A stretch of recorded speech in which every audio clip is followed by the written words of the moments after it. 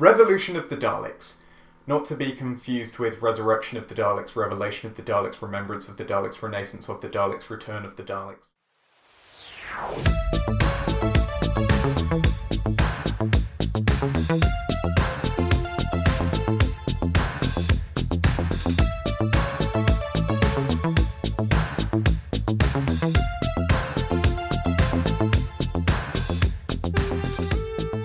The last time we saw the Doctor was at the end of Series 12, a series that was, well, it was fine.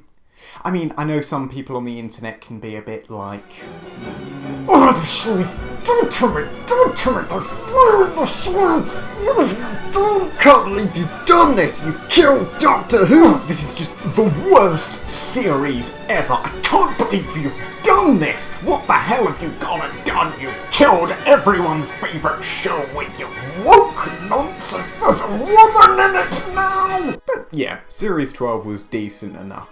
And at the end of that series, the Doctor ended up in space jail, and her companions ended up back on Earth. So, what does the show decide to do after the whole Timeless Child mystery? That's right! Completely ignore it for some Dalek Civil War action! But the 2021 New Year's Day special is a sequel to the 2019 New Year's Day special, Resolution. So, that reconnaissance Dalek that broke into GCHQ, yeah, turns out they didn't deal with that quite as well as their Twitter account would have you believe. It turns out the guy who was supposed to be getting rid of the remains of the reconnaissance Dalek was killed by a cup of tea. And who got their hands on this thing? Jack Robertson from Series 11, Arachnids in the UK? Yeah, this story is also a sequel to Arachnids in the UK.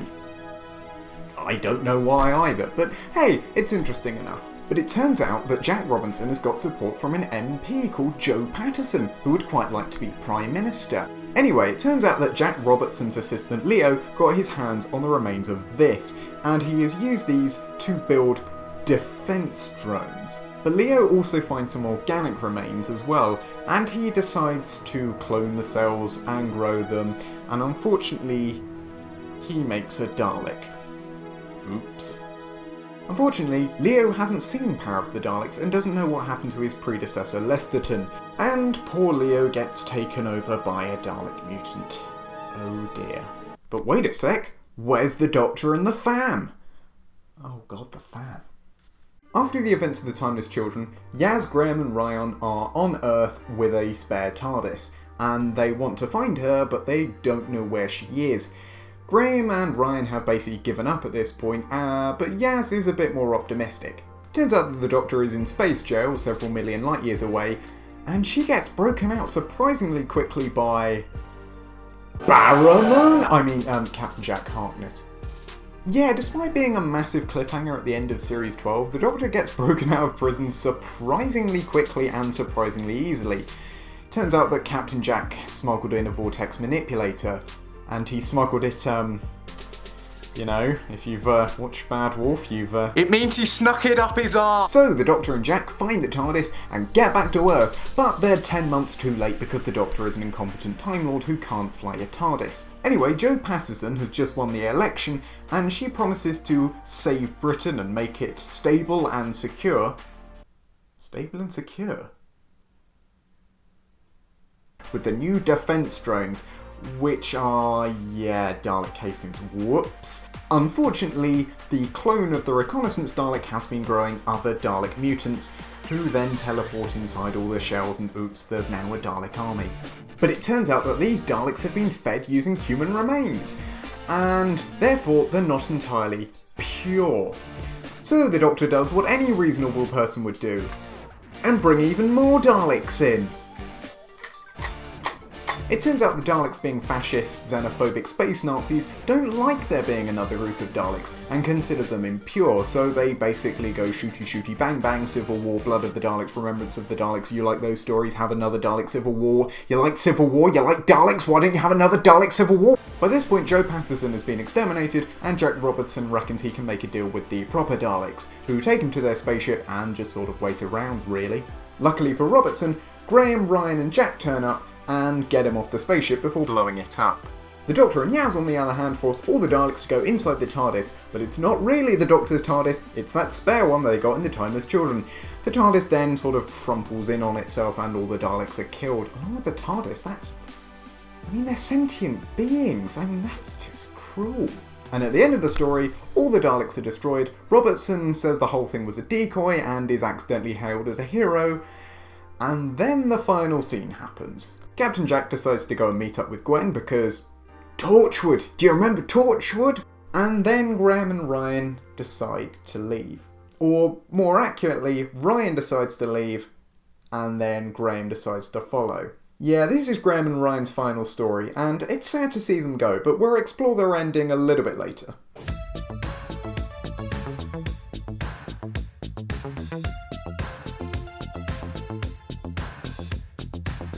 There's a lot of criticism of the Chibnall era online, some more valid than others, but I actually really enjoyed this story.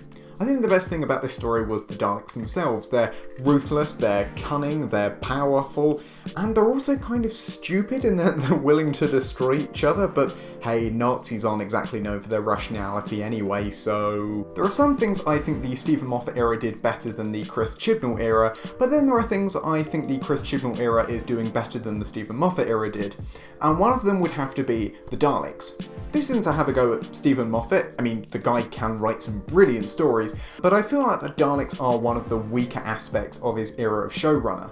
Whereas Chris Chibnall, I think, has really made them threatening and powerful, and I think putting Jack Robertson in a story with the Daleks was actually a stroke of genius. In Arachnids in the UK, he basically just goes around saying, "I'm like Donald Trump, but I'm not Donald Trump," and it just felt a bit awkward.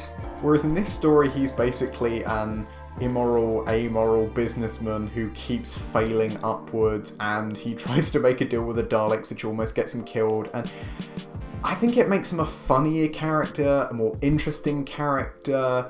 I just think in this setting, Jack Robertson as a character works a lot better.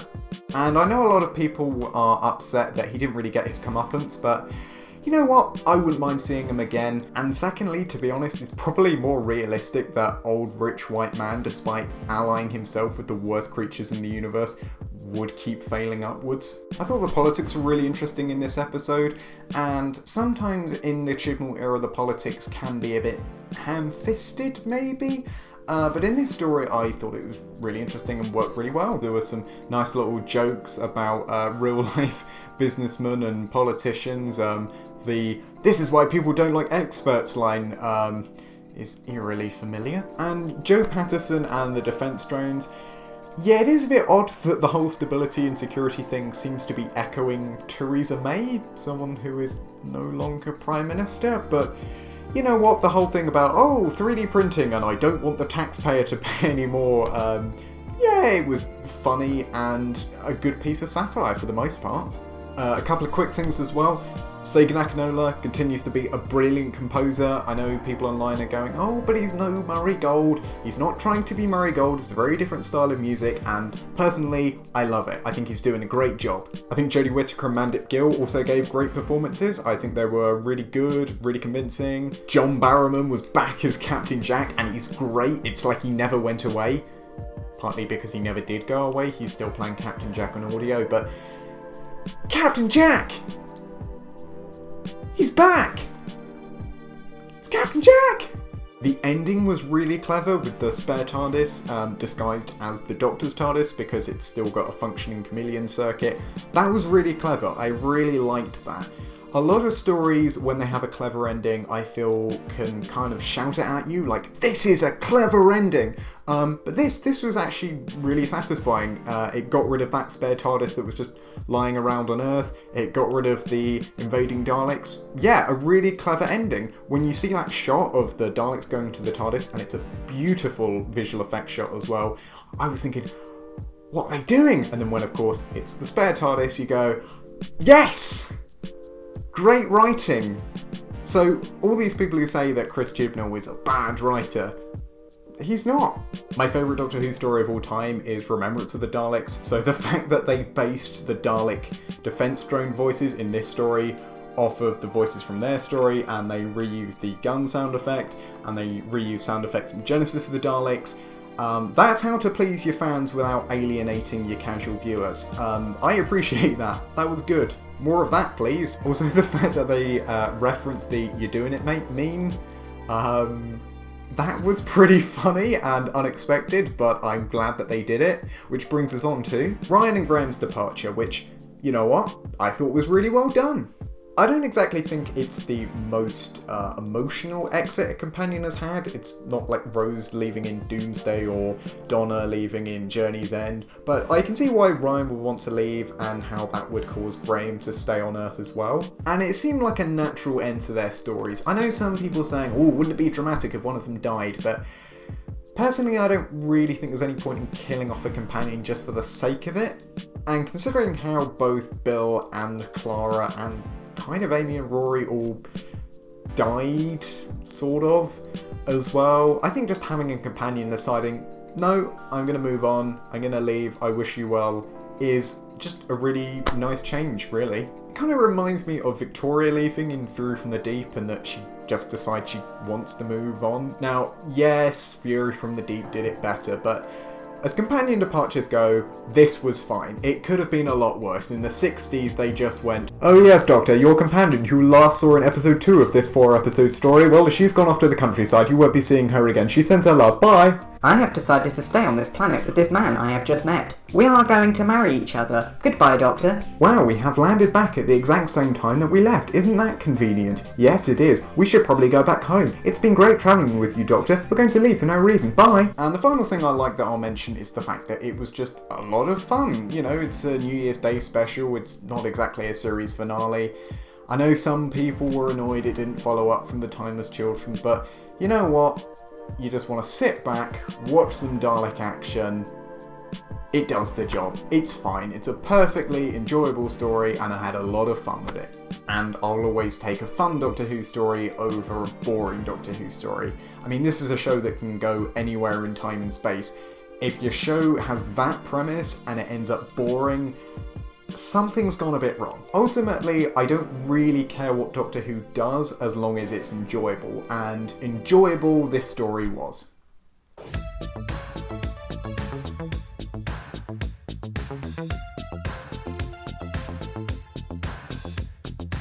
Okay, I really like this story, but it was far from perfect, and there's a couple of criticisms I have of it. I'll start with the prison storyline. It felt a bit weird because a lot of the publicity for this story focused on the fact that the Doctor was in jail, and then it was barely mentioned again. She got out really quickly, which is good in the sense that we got to the Doctor fighting the Daleks a lot sooner, but it also just felt, well, like it didn't really matter almost.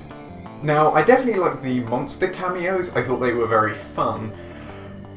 But the prison stuff felt a little bit pointless, maybe, in the sense that it only really served to bring Captain Jack into the story and give us a reason for why the Doctor got back to Earth late. Part of me wonders, should they have spent more time on it and developed that story, or just cut it all together? How they would have ended Series 12 for that cliffhanger, I don't really know, but it just felt a bit awkward, and maybe it's leading up to something in Series 13, but yeah, in this story it just felt a bit odd. I also thought it was a little bit unfortunate that Graham and Ryan didn't have a lot to do in their final story. Now, I liked their exit, I thought that was well handled, but for a lot of the story they don't really do anything, and I think that's a bit of a shame. I think the companions not having enough to do is an issue that has affected the whole of the Chibnall era, but considering it was their last story, I think it was particularly noticeable here. Also on the subject of companions, not really a criticism, but it was a bit odd how Captain Jack kept going on about how he was immortal and yet he never died once in the entire story. Yeah, that felt a bit weird as well. I thought the companion performances were great overall though. Maybe just some of the dialogue could have been tweaked, and yeah, maybe if Graham and Ryan had a bit more to do, I would have been a bit happier. And I wish the Daleks had done a little bit more as well, particularly these defense drones. I would have liked to have seen more of them in action. They're great when we do see them, the bit where they're going around shooting and there's explosions. Those are all really cool. But it's not long after they teleport into the casings and kill off Joe Patterson that these guys just kind of get destroyed by all these guys. I would have liked to have seen maybe about 5 more minutes with these versions. But then part of me wonders if they'd cut that prison storyline earlier, could they have used that time to focus more on the new Daleks? Maybe, but... I have to say though, whilst this wasn't the greatest ever episode of Doctor Who, it was pretty enjoyable and there wasn't any one issue that really ruined the story for me. It's mostly just a case of lots of little things that need tweaking and issues which have affected this era generally.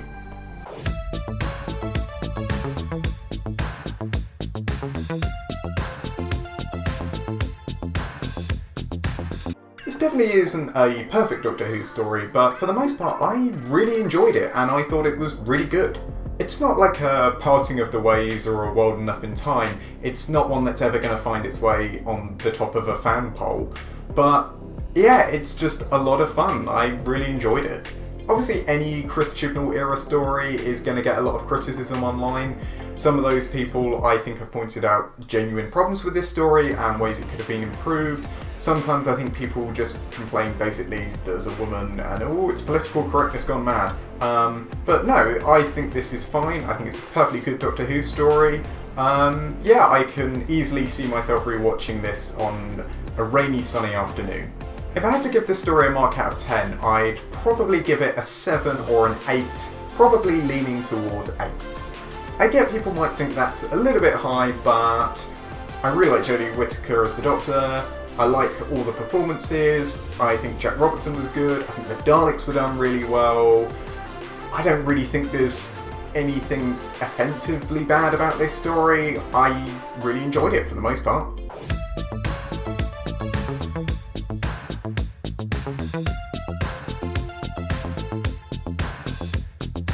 We know from a trailer that aired after this story that John Bishop is going to be playing Dan, and he's going to be joining Yaz and the Doctor for Series 13.